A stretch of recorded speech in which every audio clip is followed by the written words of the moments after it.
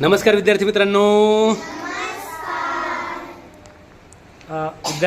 नवोदयच्या वर्गामध्ये आपण संख्यांविषयी थोडीशी बाईकडून माहिती घेऊया. आपलं नाव? दीपाली किशोर आरोग्य. बरं दीपाली, मूळ संख्या कशाला म्हणतात सांगता येईल तुला? ज्या संख्येला एकने किंवा त्या स्वतःनेच भाग जातो त्या संख्येला मूळ संख्या असे म्हणतात.